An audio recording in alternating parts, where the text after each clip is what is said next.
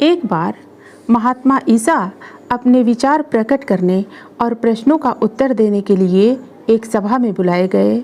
सभा में पहुंचते ही उन्होंने देखा कि वहां उपस्थित एक व्यक्ति हाथ की पीड़ा से बहुत कष्ट पाता हुआ कराह रहा है।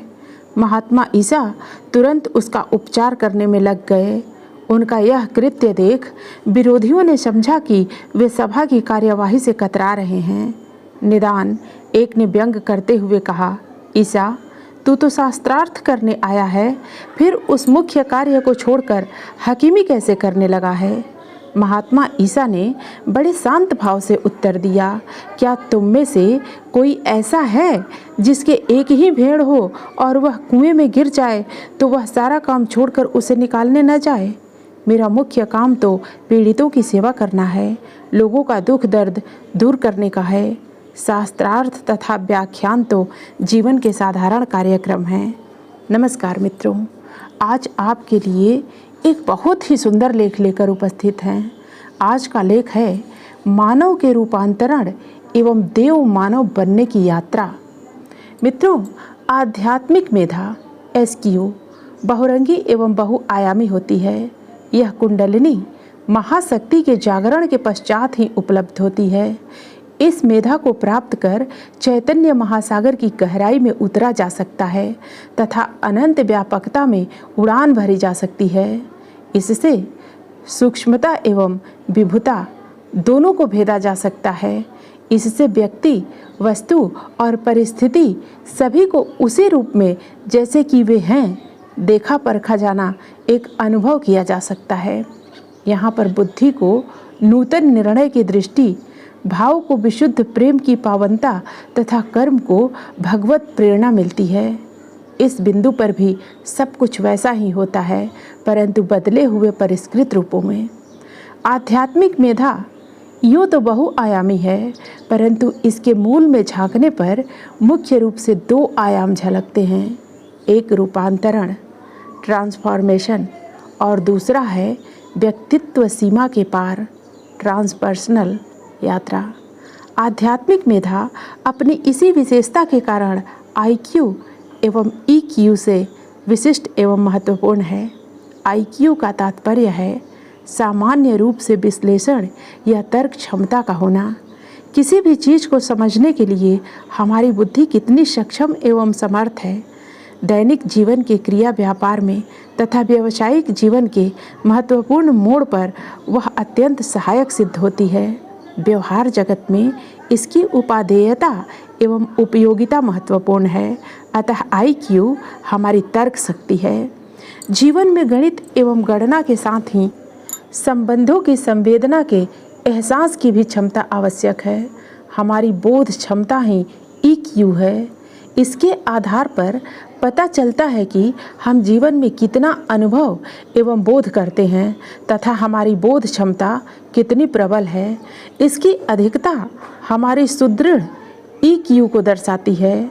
अत्याधुनिक जीवन की तीव्र से तीव्रतम जीवन शैली में इसकी उपयोगिता का अनुभव किया जा रहा है। अर्थात व्यक्तित्व का विकास EQ तथा IQ के सुमेल के परिणाम स्वरूप ही संभव हो पाता है, परंतु इसकी सीमाओं के पार एवं परे पहुंचने की क्षमता इन दोनों में भी नहीं है। विश्लेषण एवं बोध अर्थात विचार एवं भावना दोनों से भी हम हमारे व्यक्तित्व की असीम ऊंचाई को स्पर्श तक नहीं कर सकते हैं। इसे स्पर्श कर अनुभव पाने के लिए SQ यानी कि आध्यात्मिक मेधा की जरूरत पड़ती है और यह कुंडलिनी जागरण के पश्चात ही उपलब्ध हो पाता है। SQ पूर्ण परिष्कृत प्रज्ञा है। इसे ही ऋतंभरा कहा जाता है। सामान्य बुद्धि विश्लेषण करती है, तर्क करती है। जब बुद्धि उचित अनुचित में भेद कर केवल उचित को ही अपनाती है तो उसे प्रज्ञा कहते हैं। यही निर्क्षीर विवेक है। परंतु जब यह चेतना के उच्च स्तरीय आयामों को बड़े ही खूबसूरती के साथ निहारती है तो उसे ऋतंभरा कहते हैं। इसमें विभाजन नहीं है, भेद नहीं है और संदेह नहीं है। यह अंधेरे में लक्ष्य की तलाश नहीं करती है, वरन चैतन्य ज्योति में चीज़ों को प्रत्यक्ष करती है। इसमें अखंडता एवं समग्रता के संग सौंदर्य भी है। यह बिना भेद किए जो जैसा है वैसा ही देखती है। यह ब्राह्मी स्थिति है। समष्टि से तदाकार एवं एकाकार का बोध यहीं आकर होता है। अतः यह भावबोध रूपांतरण के पश्चात ही घटित होता है। SQ स्पिरिचुअल क्वोशेंट का प्रथम आयाम है रूपांतरण। रूपांतरण अर्थात जीवन के सभी तलों का पूर्ण परिवर्तन एवं बदलाव। मन, बुद्धि, विचार एवं भावों में पूर्ण एवं समग्र परिवर्तन ही रूपांतरण है। रूपांतरण शरीर के तल पर भी घटित होता है। शरीर तो वही होता है, परंतु इसकी सभी कोशिकाएं जागृत होती हैं। शरीर समग्र रूप से मन बन जाता है, या यूँ कहें कि शरीर की प्रत्येक कोशिका उस अत्यंत परम चेतना को स्पर्श करती है तथा उसके सौंदर्य को अभिव्यक्त करती है। शरीर की 600 बिलियन कोशिकाओं में परमात्मा की परम चेतना जब हिलोरे लेने लगती हैं तो यह रूपांतरण घटित होता है। रूपांतरण की क्रिया में सर्वप्रथम प्राण शक्ति का रूपांतरण होता है। तलवर्ती एवं मलिन प्राण महत्वाकांक्षाओं, स्वार्थों से अटा पड़ा रहता है। श्री अरविंद इसे ऐसा पाखंडी मानते हैं जिसका कोई उपचार नहीं है, क्योंकि अपनी भावनाओं की शक्ति को वह सत्य की शक्ति समझता है और रक्षा तल में धुआं उगलते हुए ज्वालामुखी के शिखर को उच्चता के पद पर प्रतिष्ठित करता है। हम केवल स्वार्थ एवं अहंग से ही कार्य करते हैं और प्राण इसका प्रतिनिधित्व करता है। अपरिष्कृत प्राण सेवा में प्रतिष्ठा खोजता है, कार्य में परिणाम तलाशता है, परंतु रूपांतरित प्राण वैसा ही शांत और सहज होता है जैसा खेलती हुई तरंगों के नीचे सागर। हमारे सभी कर्म आनंद के लिए होते हैं, फिर हम कर्म के लिए कर्म करते हैं, परिणाम के लिए नहीं। रूपांतरित मन के कई स्तर हैं, यथा ऊर्ध्व मानस हायर माइंड, उद्भासित मानस इल्यूमिनेटेड माइंड, अंतर्बोधि मानस इंट्यूशनल माइंड अधिमानस ओवर माइंड एवं अतिमानस सुपर माइंड। ऊर्ध्व मानस दार्शनिकों और चिंतकों में दृष्टिगोचर होता है। इस अवस्था में आनंद अधिक अस्थायी और प्रेम अधिक व्यापक होने लगता है, पर यह ऊंचाइयां टिक नहीं पाती हैं। टिकता है तो उद्भासित मानस, यह कलाओं एवं कलाकृतियों को अवतरित करता है। इसे शब्दों की आवश्यकता नहीं पड़ती, मानो प्रत्येक वस्तु का एक अपना रहस्य हो, एक विशेष अर्थ और निजी जीवन हो। बिना कुछ जाने समझे व्यक्ति एक सत्यावस्था में पहुंच जाता है जिसे कह पाना शब्दों में संभव नहीं, जो कि केवल है और अद्भुत है। अंतर्बोधि मानस परम सत्य की एक स्मृति है। इसके सहारे अंतः स्फुरणा के दिव्य प्रकाश में मनुष्य स्वयं को खोज लेता है। रूपांतरित मन की इस अवस्था में ज्ञान के स्रोत फूटने लगते हैं। इन सब में अधिमानस वह उच्च श्रृंग है जो मानव चेतना के लिए अति दुर्लभ एवं दुर्बोध है। उच्च स्तरीय अन्वेषण, घटनाएं, कला, विज्ञान, संगीत की यह जन्म स्थली है। वेद की भाषा में कहें तो यह एक प्रकाश सिंधु है।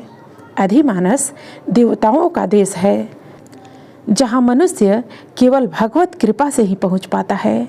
इसी अवस्था में ही शिवलोक, विष्णुलोक तथा अन्यान्य देवी देवताओं के लोक अवस्थित होते हैं। इस स्थिति में आकर ब्रह्मांड की सभी शक्तियों पर नियंत्रण एवं संचालन किया जा सकता है। अतिमानस चेतना की पराकाष्ठा है। समस्त सृजनात्मक तथा आध्यात्मिक क्रिया व्यापारों का मूल उद्गम यही है। यहाँ नवीन विचार, सामाजिक परिवर्तन तथा संपूर्ण पृथ्वी को प्रभावित करने वाली महती घटनाएं घटती हैं। इस धरातल पर कोई बिरले मौनावलंबी योगी रहते हैं जो उन शक्तियों का संचालन करने में समर्थ होते हैं। उनका जीवन जीवंत मंत्र होता है। रूपांतरित हृदय की अभिव्यक्ति है। आनंद और प्रेम, यह सागर के समान शांत, गंभीर और निरपेक्ष होता है। वह नित्य और मुक्त हो जाता है। आत्मा आनंद की अनुभूति का यह केंद्र है जो अथाह गहराइयाँ लिए हुए एक संपूर्ण एवं समग्र वस्तु का आभास देता है और लगता है कि उसके अंदर प्रवेश कर जाने पर वहाँ कई ऐसे रहस्य होंगे जो एक शांत निष्कंप जल राशि पर किसी नित्य सनातन वस्तु के प्रतिबिंब के समान उद्भासित हो उठेंगे। तब काल की सीमाएं टूट बिखर जाती हैं। लगता है कि यहाँ अनंत काल तक रहा जा सकता है। कालडिया की परंपरा में एक आदेश है, चादर के धब्बों को एक एक करके धोने का प्रयत्न छोड़कर पूरी चादर ही बदल डालो। यही चेतना का रूपांतरण है। रूपांतरण की घटना में चेतना का आरोहण होता है। इसे योग वशिष्ठ में शुभेच्छा, वैराग्य, विचारणा, तनु, सूक्ष्म, सत्वापथ, अशन शक्ति, सत्ता के प्रकाश में प्रवेश, पदार्थ भावनी, नित्य में प्रतिष्ठा तथा तुरेजा, आत्मा में संपूर्ण प्रतिष्ठा के रूप में प्रतिपादित किया गया है। वेदांत में यही ज्ञान की सप्त भूमि एवं तंत्र के सप्त चक्र हैं। यह कुंडलिनी जागरण के बाद रूपांतरण की प्रक्रिया है। आध्यात्मिक मेधा इन्हीं रूपों में प्रतिबिंबित होती है।